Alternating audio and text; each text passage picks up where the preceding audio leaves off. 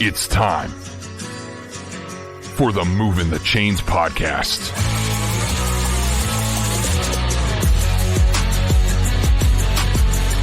Your home for high school football coverage in the Palmetto State. Every team, every game, every week. And now your hosts, Kevin Thomas and Jerel Hendricks.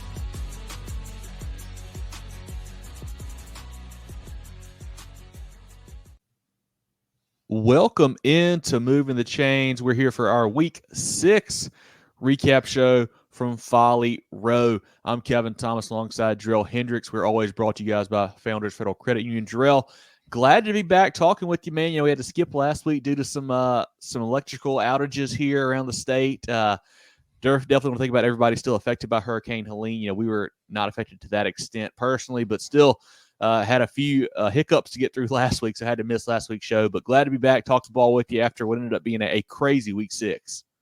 Yeah, for sure. It was definitely crazy. We saw a mixed bag as we typically do, but this one was a little bit more mixed than normal. Obviously, no games really in the upstate to talk about, but we did get to see, you know, most of the rest of the state get back to normal after the storm. And it was awesome to see some high school football on Friday. No doubt about it. If you guys are tuning in for the first time, we really appreciate you. Be sure to follow us on Facebook, Twitter /X, Instagram, YouTube, and more at Movin Chains. That's MOVINCHAINS. MovinChains.com is our website, our podcast on Apple, Spotify, Google, and more. We do a weekly preview show on Tuesday nights about 7:15 on Facebook and YouTube. We go live, breakdown on all of the games from that week. We do our recap show, comes out on Sundays on the podcast platforms. We do coach interviews, player interviews, really good stuff, teams of the week, players of the week, throughout the week as well on our social platforms. Get your Moving the Chains merch now. We've got hats, hoodies, T-shirts, beanies, lots of really good stuff, all posted on our social pages. Check it out. We've got great colors of all that stuff as well. You can email mtcgear.sc@gmail.com, or you can reach out to us on social media to get that gear as well. Support the boys. Help us grow the program and make it better and better.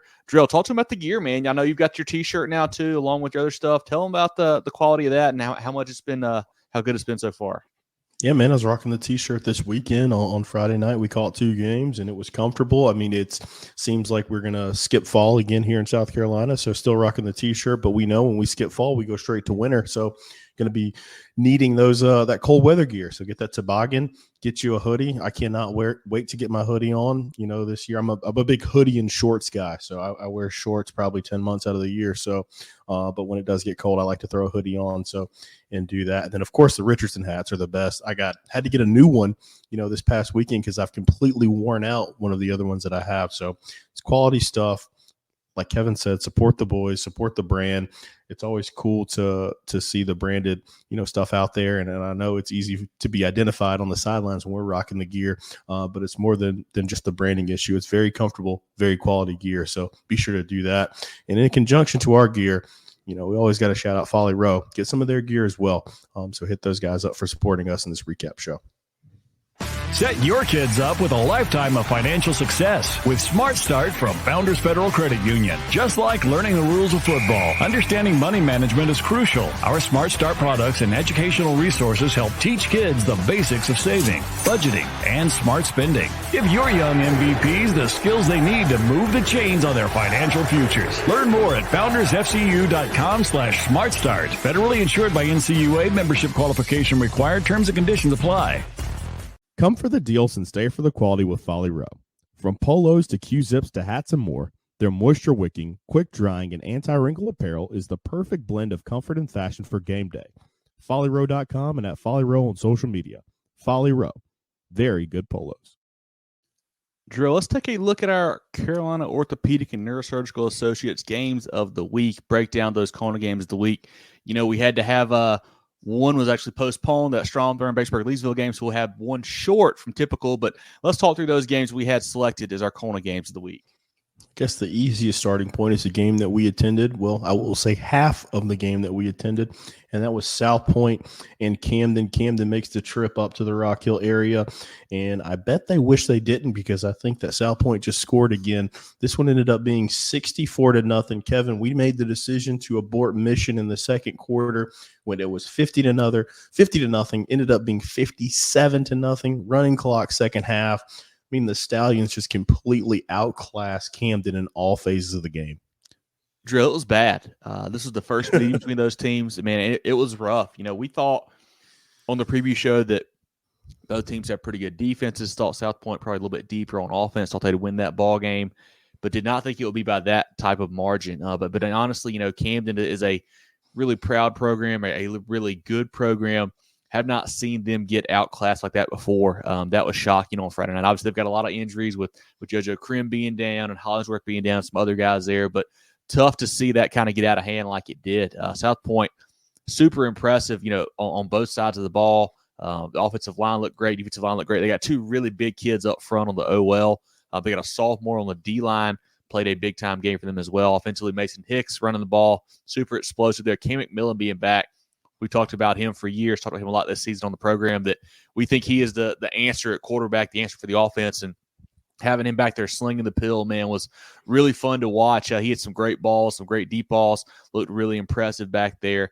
And that defense for South Point, man, they were just flying all over the field and were just causing Camden fits all night. I don't know what Camden's plan is going to do at the quarterback spot. They start Wyatt Thompson. They go to Grayson Remp pretty quickly right afterwards. I don't know what they're going to want to do the rest of the season, but they got to get something figured out on that side of the ball for sure. Yeah, I think this is a situation where we just we've got to praise South Point here and Coach Collins' bunch. You mentioned Cam McMillan. I think that was the final piece because there's no weaknesses on this team. Obviously they stumbled out of the gate, losing a close game, a one-pointer against a good Spartanburg team. But then they hung in there. It really opened my eyes a couple of weeks ago when they hung in there with Northwestern, and that defense held them to 28 points. Obviously Cam was kind of working back in that game, so they're only able to put up 14. But when you look at this team and how they performed on Friday, I mean, just complete. I mean, this was not even close. I mean, I mentioned it on our Spaces on Friday. It was so bad, and it's so uncharacteristic of a Camden team. I mean, this is a program that is a perennial state title contender. Yeah, they're moving up a class, but you could just tell it's not the same level of talent, especially in the trenches. I mean, they were just completely outmatched. Obviously they got some work to do with the quarterback position, but South Point, I couldn't be more impressed with how good they looked. They just fired on all cylinders. I mean, they had 2 pick sixes. I mean, literally the only bad thing critique-wise was the snaps when they were kicking extra points. Like that's literally the only bad thing I can say about this team right now. That's just how good and dominant they were. But South Point, I mean, fantastic showing for them. It was homecoming. They picked a great time to show out. Again, I wish we could have called up with some of the players and coaches after the game, but it was so bad that we just had to pull the plug on it, Kev. It was a tough watch, man. It was a tough watch. South Point just dominated, man. They were super impressive. I saw this team last year in person. I think we both saw them 2 years ago. Yeah, this is the best version of South Point I've seen since probably that state title team. I guess 3 years ago now. Yeah, and this team might be better than that team, honestly, as well. They were really impressive in every facet: run game, pass game, defensively against the run, defensively against the pass. I mean, they just showed up in all phases. They looked really, really impressive. Great time being at that ball game. Had not been to District 3 South before. Had a really good time there. Had a good hot dog. Had a good pregame meal at Wing Bones. Definitely shout out to the AD there, Coach Washington, for helping us out and giving us some recommendations for that. And then also hooking us up with some parking and tickets and whatnot. Enjoyed getting to talk to him and some other folks there. Cam's dad, Robbie, was great to get to meet him and say hello to him, and a couple other friends on the South Point side, on the Camden side as well. Cedric Hollingsworth, got to talk to him during the game. That was really fun as well, man. But certainly a great trip. Wish the game would have been a little bit better, of course, but not a bad trip at all over there to Rock Hill. Most definitely. Let's turn the page and we go back to Thursday for this game, Kevin. It was Sumter and West Florence, another one we thought was going to be a tight matchup. West Florence, their defense has been so fantastic this year, but however, they were no match for the Gamecock offense. Sumter wins this one 63-25. This may be a team in Sumter that we're maybe undervaluing, kind of like we were doing with South Point.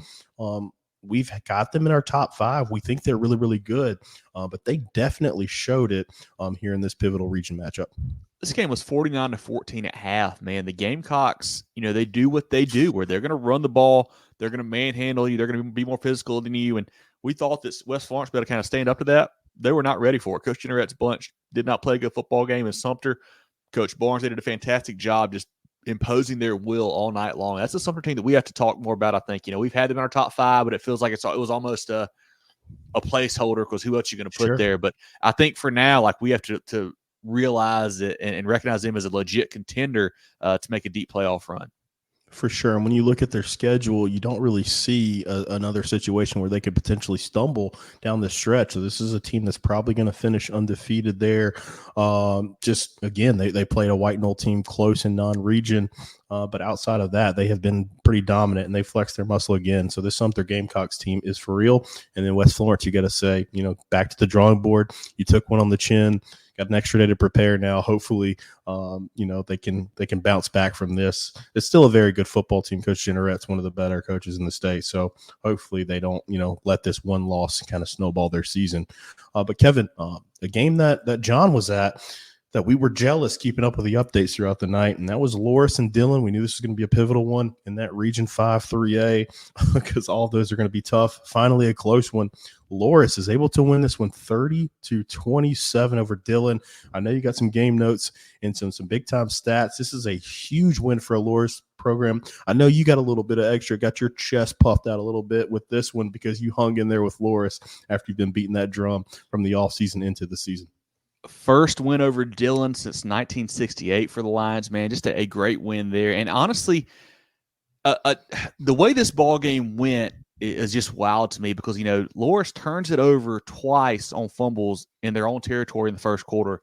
Dillon capitalizes to go up 14-0 into the first quarter. You're like, oh, buddy. I mean, and that's a game where when you're a team like Loris that's trying to take the next step and trying to beat somebody that you haven't beaten in forever, trying to prove that you're the real deal, when something like that happens to you right off the bat, Jerel, and you go down 2 scores early, you could easily throw in the towel and just honestly get boat raced. Like that game could have gotten out of hand.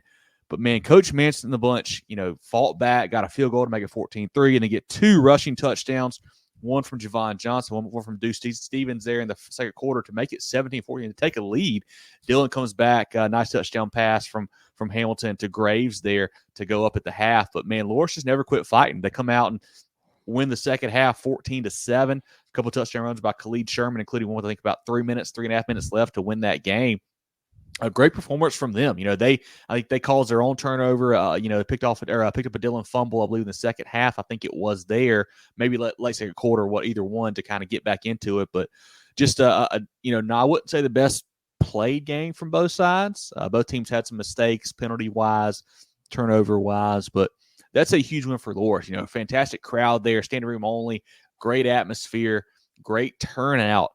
That's a game that you have to win if you want to try to compete for the region title because the way the other side of that region is looking now with Marlboro County, what they're doing there, just a great win there for the Lions. Dillon on their side, they have a lot still. I think they're still a very good football team. I really do. I think they're not quite as big up front as they have in the last couple of years, but they're still working in the quarterback. Hamilton, a guy that wasn't expected to play quarterback, but has done a pretty good job. They got the young receiver. Robertson caught a touchdown pass. I like him a lot.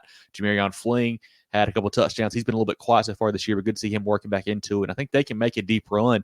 But I think this Loris team, man, it was their time. It was their time to make some noise and to come up with a victory. And hats off to what they did coming back from that 2-score deficit there in the first quarter and winning this football game. It certainly was. You can say they were due. It's been 56 years in the making. So, yes, it was their time, to get it done. And what a pivotal matchup this is. I know we went into it in depth on Tuesday as we previewed this matchup. We keep talking about that region. I mean, this is for seeding already. It's crazy to think that Dillon may end up, if Marlboro County is as good as we keep hearing they are, that Dillon may end up as a 3 seed because of this game. And it sets up, you really think, in 2 or 3 weeks or whenever the schedule gets finalized, that Loris Marlboro County, that's probably going to be for the region championship in a few weeks in Marlboro County. So huge ball game. You got to take your hat off to Loris, like you mentioned. I didn't even really think about that aspect of it. Going down 2 scores to a team that you haven't beaten, in so long, normally a team will hang their hat and throw in the towel. Here we go again. But they continue to battle, and, back and forth game. Seems like it was a lot of fun. Jealous that John was there and we were not, but a fantastic football game. Man, and John got some chicken bog from the concession stand too, and I'm certainly jealous of that. We had some great hot dogs, but man, chicken bog is tough to beat. It is. Even this upstate boy knows how good chicken bog is. But Kevin, let's go to our skis, a game of the week. Another blowout, unfortunately, and that was Dorchester and Lee. Thought this one would be close. It was not. We got Dorchester Academy winning this one 44-12. An absolutely great performance by the Raiders there. Really impressive from Coach Nelson's bunch. This game was 21-13 and a half. Dorchester outscored from 23-0 in the second half behind a big game from John Wetzel, Quattlebaum as well at quarterback. Both those guys had nice games on the ground. Really good win for Dorchester, a team that, I think we knew could compete for the title, but didn't know how good they were. Lee, a team that we had heard really good things about with Coach First Series year one. Man, to shut down that offense there for Lee, hold them to 13 points, and to put up 40 of your own. Dorchester looks like the real deal. That's a great win for Coach Nelson and the Raiders. Again, our Kona games of the week, we had South Point blanking Camden 64-0 on Thursday. Sumter all over West Florence 63-25. Loris wins a close one over Dillon 30-27. And our skis, a game of the week, Dorchester Academy over Lee Academy 44-12. Kevin, let's flip down to our Hannah Engineering Pick'em contest games. And we start in the Midlands here. We had Irmo and Lexington. Pivotal game there, region matchup. But Irmo, man, just continues to flex their muscles. It seems like they just go methodically about their work and their schedule, and they win this game 34-8 over Lexington. Not their best offensive game. We've seen them put up a lot more than that a lot of times. Man, the defense was super impressive. They just, basically just choked out that Wildcat bunch there. Still a big game from Aaron Brand. AJ Brand there at quarterback had over 100 yards rushing and throwing the ball there. Murph had a big game out wide. Really impressive from Amir White, a guy that they've been kind of looking to figure out who's going to be the running back with J. Allen Hendricks on at Oklahoma State now. He had 100-plus with a touchdown there. A really nice win in the battle for the dam for Coach Brand's bunch. The Yellow Jackets are the real deal. We know that. And the story for Lexington, I think, is what it's been all year, is the offense. Like, can they score enough points to beat these big guys? And right now, the answer is no. You got to think about Irma, man. That it's just going to all come down to that last game against Dutch Fork between those two behemoth programs. Another big one and pivotal matchup down in the Midlands, a team that we have not talked about enough that is still undefeated, and they remain that way after Friday's overtime victory over White Knoll, and that's River Bluff. That game ended up being 24-21. Man, River Bluff just continues to get it done. A tight matchup against White Knoll. Last year's kind of, Cinderella in 5A that really put it all together until they didn't in the state title game. But River Bluff, man, that is an impressive performance, especially winning this game in overtime. Yeah, had a couple score lead there. The Timberwolves fight back with some touchdown runs from Landon Sharp, tie it up late, get the ball back actually, and are driving down a chance to win the game and can't quite get it done there. Going to overtime, they turn it over on downs. A crazy turn of events there for White Knoll, and then River Bluff comes out and kicks a field goal to win, man. That's a great win for that bunch. Coach Harden has got those guys playing football and playing hard football, hard-nosed football there. A team that is, we said it in the Friday Night Spaces drill, they've done some similar stuff lately with a hot start. It feels like non-region, they get to region play, and they kind of falter a little bit. Maybe this year's bunch might be different, man. That's a great win for them to kick off region play. Yeah, we mentioned resiliency that we saw in that Loris game, kind of the same thing here. They held on, getting into overtime, after, White Knoll was able to recover an onside kick, score those 2 touchdowns late, but able to get it done in overtime with the defense and special teams. So a collaborative team effort, big time win for River Bluff there. Go down to the Low Country, Bluffton and Beaufort. Bluffton's able to win this one 42-35. Beaufort is really struggling this year. We thought they'd be able to, they played a really tough non-region. Thought they'd be able to put it together once they got into region play. But Bluffton has just continued to play well. They win a 7-point matchup. I know they were up. They were up by 2 scores late, and I think Beaufort kind of scored later to make it look closer than it actually was. Bobcats offense is rolling, man. You get 5 TD passes from the quarterback, McCarthy. You get 3 TD catches from Warren out wide. I mean, they are lighting it up. Buford, we're not used to seeing them struggle on defense like this. Coach Liburn's got to get that bunch figured out on that side of the ball. They're scoring points, just not stopping a lot of folks right now. A very good football game. Hats off to Bluffton. That's a great win for that program. Staying in the Low Country, the Battling Bishops win another one. They knocked off Hilton Head 21-7. Kevin, I was all wrong in this one. I mean, I was still riding high. Hilton Head had a big win a couple weeks ago against a very talented Hampton County bunch. So I thought they'd be able to ride that momentum into this one. But Bishop England, I mean, they're only blemish. They took one on the chin against Porter Gout a couple weeks ago. But outside of that, these guys have really gotten it done. Excited to see what they're going to do going forward. But this was a huge time win for that program as they continue to build.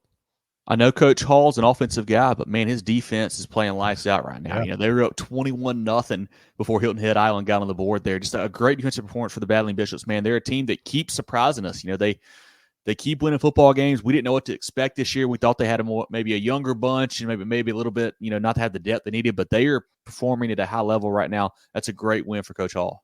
Confidence is a crazy thing, man, and so is momentum, and you can certainly see it with that Bishop England team right now. And speaking of confidence and momentum, Swansea, this game was played yesterday. They took on Keenan, and this is a Keenan team also coming off a big-time win, knocking off Fairfield Central, really feeling that they were going to be able to get it going. But Swansea is able to win this game 44-38. And what do you make about this Tigers bunch this year? I mean, they have played fantastic football this season.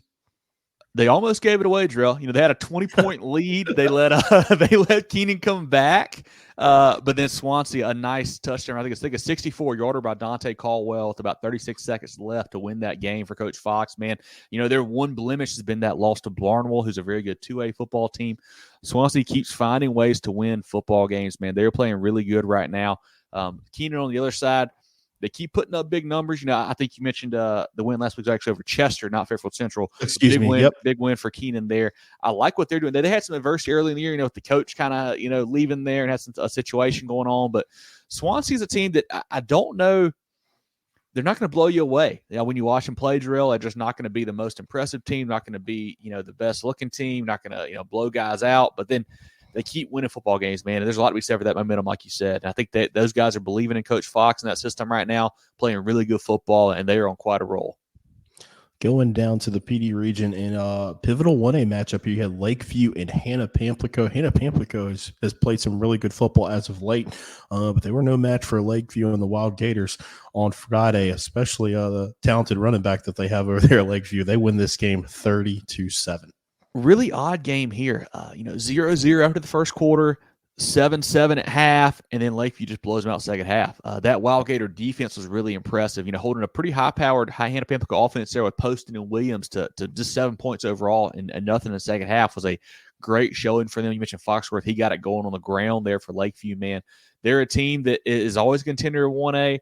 I thought we've probably slept on them over a little bit so far this season. I think they're going to be a team that we may see in our poll this week. They played some really good football for Coach King there. I think they're 1 losses to Mullins, I believe, at this point. And that was a weird game that got delayed to the following day because of some weather stuff and just an odd one. But they're playing good football, man. That's a great win over a team that I'm pretty high on in Hannah Pamplico. So great win for the Wild Gators. And to wrap up, kind of double dipping here with Hannah Engineering and HTC. Our HTC game of the week was Marlboro County and Ainer. Another one that really wasn't much of a contest. That's Marlboro County. They continue to roll. They win it 41-8 over Ainer. I mean, I don't really know what else to say about Marlboro County other than these guys look unstoppable at this point in the season. Yeah, I believe Ainer had an 8-7 lead in the first quarter, I think, at one point. But then after that, man, it just it got out of hand. I mean, I don't know what to say. Like, they keep rolling everybody, man. That offense with Blackwell and Purvis and Dwyer and those guys there. Sorry, Robinson, not Dwyer, is just playing great football. Defensively, they're shutting down everybody. Ainer's a really tough team to play, especially when you got a new coaching staff coming over with Coach Johnson, a bunch of guys have not seen Ainer play before. That's a tough team to prepare for. I mean, and they held them to 1 score there in the first quarter. Is awesome performance from them. You talked about it on the preview show where we thought Marlboro County is certainly the better football team, but you got to play discipline, you got to play smart to beat a team like Ainer that is going to be hard-nosed and do the right things. And, we're a little bit worried because that Conway game from Marlboro County had some penalties, had some kind of, not the cleanest game. they cleaned it up for this week, man, and they put the hammer down on Aner. That's a very impressive football team right now. The Bulldogs are rolling that region, man. I'm looking forward to that Loris Marlboro County game now. Always Marlboro County Dillon's going to be fun, but that team is playing great football. That's a great win for them. That's the crazy thing about Marlboro County is like when you start looking at it and the penalties and things like that, like have they played a clean game yet? Like have they played, maximize their potential, and they're still steamrolling teams by 30, 40 every week. So it's crazy to see. But again, that was our HTC hometown connection game of the week. Marlboro County knocks off Aner 41-8. The rest of our Hannah Engineering Pick'em contest games again are Irma over Lexington 34-8. River Bluff defeats White Knoll in overtime 24-21. Bluffton over Beaufort 42-35. We had Bishop England defeating Hilton Head Island 21-7. Swansea over Keenan 44-38. And Lakeview big second half over Hannah Pamplico 30-7. At HTC, we're here to keep you connected. Here to provide reliable fiber optic internet. With free, fast, and secure HTC Smart Wi-Fi. HTC, here to connect. With 3 convenient locations in Spartanburg, Duncan, and Greenville, Carolina Orthopedic and Neurosurgical Associates, Kona, offers the most advanced training and experience in orthopedic surgery, neurosurgery, sports medicine, and pain management in the upstate. Go to kona.care to learn more. Looking now at our stock up, Jerel. These are teams that, impressed us this week and made us think a little bit higher about them.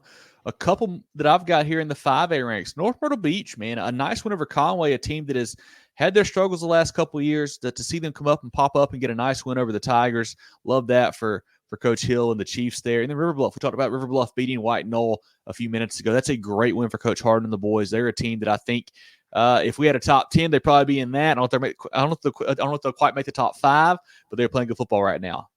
Most definitely talking about teams that are playing well with defense. It's West Ashley. That's their calling card. They win a defensive struggle against James. I don't think that game was 10-6. Some good hard-nosed football there. Then Sumter, the Sumter Gamecocks, we just got done talking about them and how well that they've been performing. A team that we've undervalued, I feel like, a little bit. They're a fantastic ball club. And then Dreer. I mean, we'll get to some scores that we've talked about here. But that's a huge win that they have over R&E on Friday night. May have been the upset, but we had a lot of upsets on Friday night. May have been the upset of the week, though. Yeah, great win for the Blue Devils there with Coach Jenkins. South Point team that we saw the first half of, man, that was a great showing from the Stallions there. They were super impressive. Oceanside, a nice win over Hanahan, a team that I think is glad to be playing teams in their region and at their level again. Had a tough non-region schedule, came back with a nice win there over the Hawks. Loris, we've mentioned that earlier. Great win for the Lions over Dillon. A team you hadn't beaten 50-plus years. That's awesome to see there for Coach Manson's bunch. Marlboro County as well, a nice win over Aner and just a dominating win over the Blue Jackets.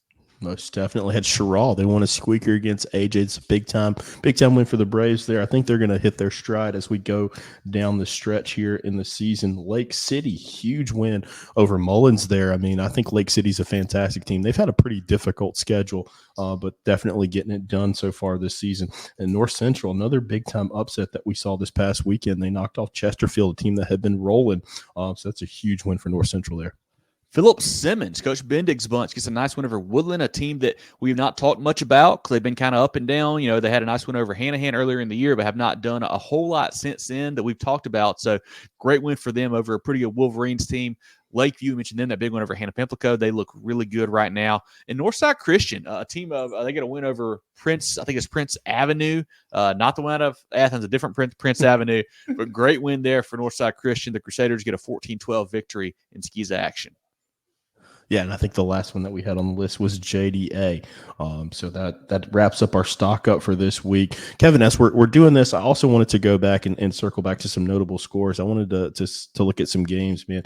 HKT knocking off OW. That was a game that kind of got rescheduled, turned into homecoming. But HKT, man, that's a big-time win for them over OW 22-20.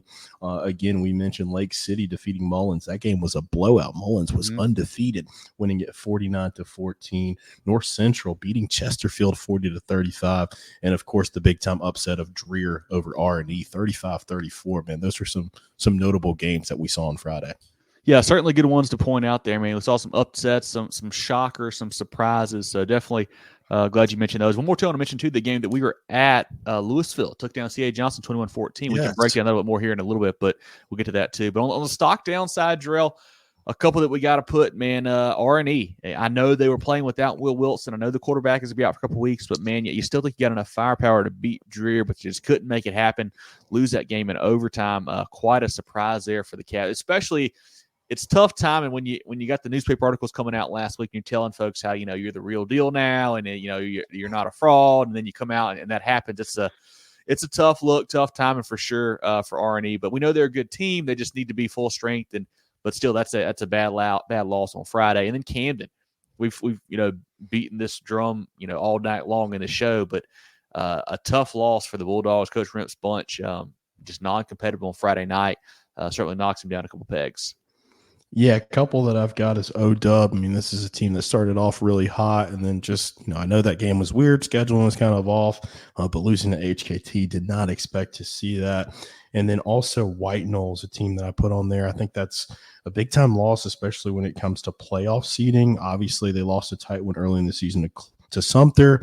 They played a tight game with Camden. I know that's a full-strength Camden, but after what we saw this past weekend, that win's not as good as it was.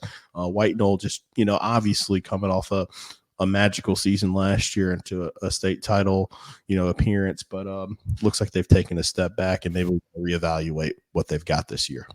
For sure. Well, let's look now at our Players of the Week, brought to you by the Georgia Agency.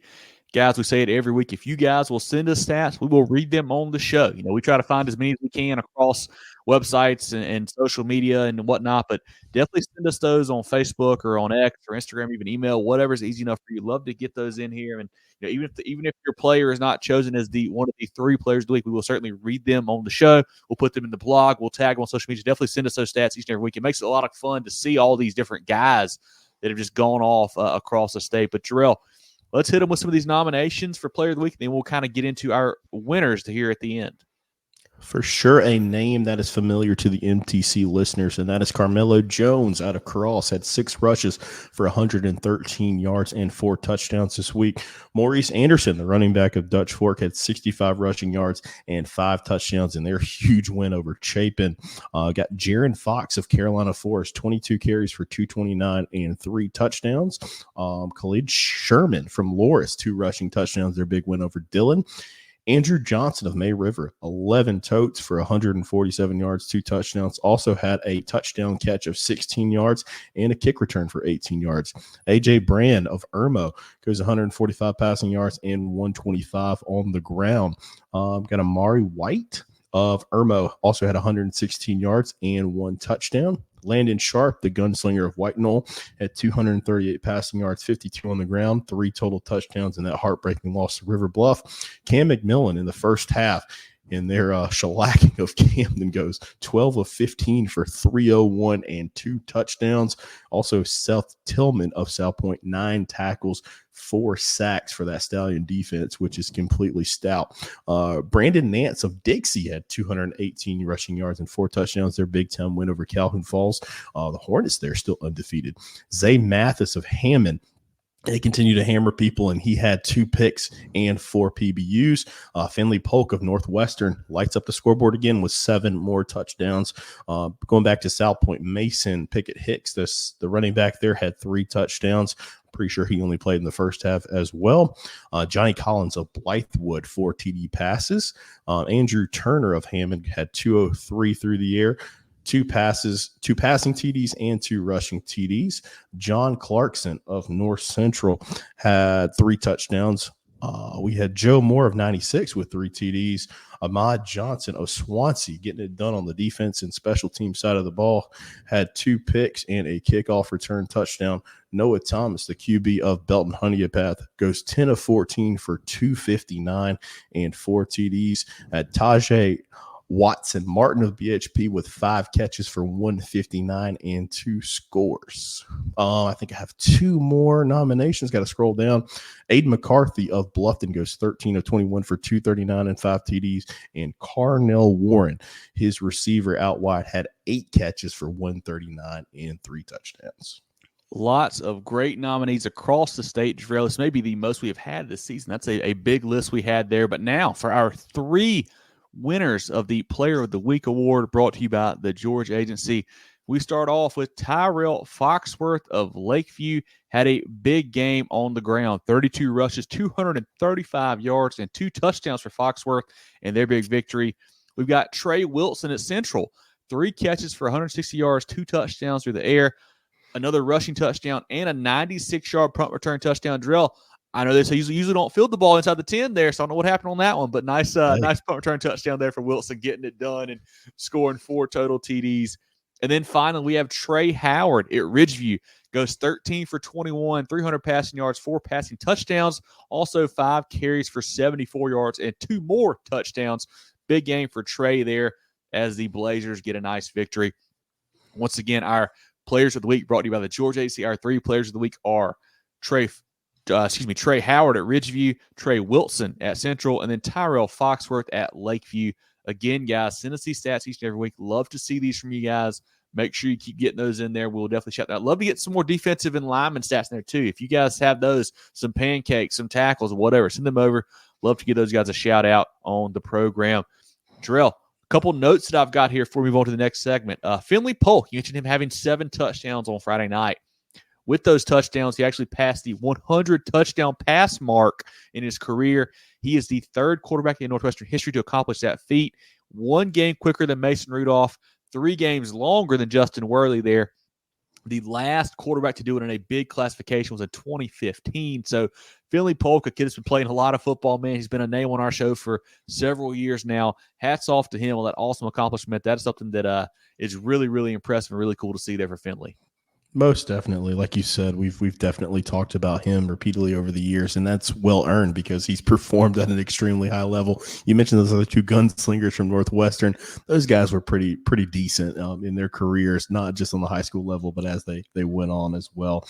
And I don't know, that punt return, the ball must have probably bounced at the 30 and rolled to the 4 or something, and that's how we got to the 96-yard return there. But heck of a job by Trey regardless. Congratulations to all the winners this week.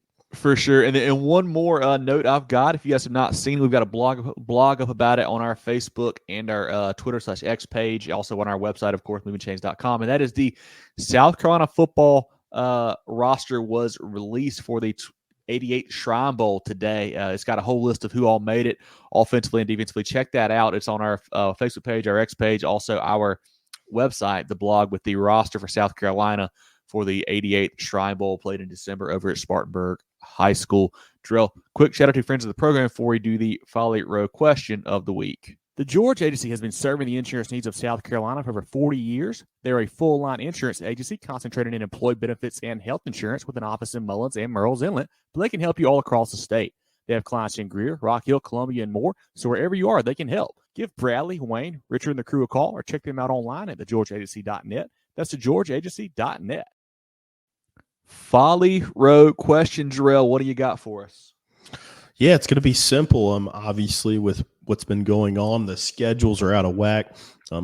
Certainly, again, you mentioned it as we open up the show. Certainly want to send our prayers to everyone in the state of South Carolina affected by Hurricane Helene, but also the surrounding, areas, especially Western North Carolina, Georgia, and Florida. Florida's about to get hit with another hurricane, so send double prayers to everyone down there.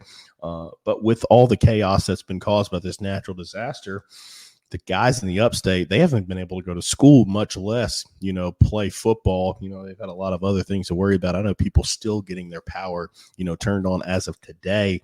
And it's left quite an issue for the South Carolina High School League on what to do with this, this playoffs, schedule, the regular season schedule. We know that decisions have been made in Georgia and North Carolina. We're still waiting on word. Hopefully we get some in the middle of the week. But the question this week is, punt or pause? Like, do you want to pause the season, or should we just punt those games to the end of the teams that have been able to play? Obviously, the region games, most of the non-regions have just been canceled. But what would be your take to do here? Because it seems like it's going to be a disadvantage either way.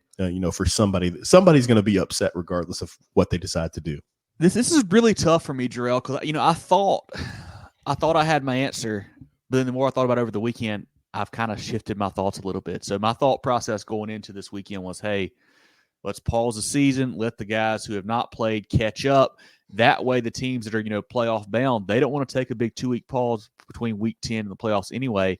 They'd rather have a pause right now to get back into play. And I thought it made more sense for everybody to do it that way. But now I may be shifting, and that's because you think about, I guess, here's for the high school league. Like, their main concern is the regular season, because that's where most teams play. Like, obviously, you got to get the regular season done. And maybe you just play it out like it is, and then because that way the teams that are just, they don't make the playoffs, they're just done. They go into other sports. I don't know what the right answer is. And I think the reason I've shifted some is because I think more about the other sports now too, not just football. Just these guys that maybe do play 2 sports, you're backing them up 2 weeks to go get drubbed in a playoff game, by 50 points. Like, what good does that do them when they could be out there practicing basketball or whatever their next sport is? So it's I've kind of come around to more the idea of just playing it now and not pausing it. I don't know, Jerel. I'm still kind of lost on what I want to do, man. And I know I just rambled a lot. I don't think I made a whole lot of sense there. No, you did. But my thought is, just play it out now. At least the teams that are out of the playoffs can go ahead and move on at the end instead of having to wait to finish their season.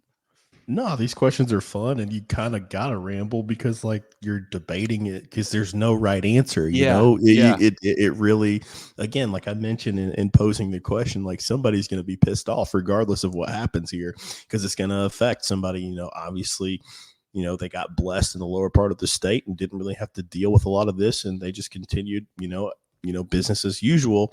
But in the upstate, I mean, it's more so where it wasn't as ravaged, or the pictures that you see of Western North Carolina. It was a situation where there's no power, and so when there's no power, these kids can't go to school. They don't have power at home.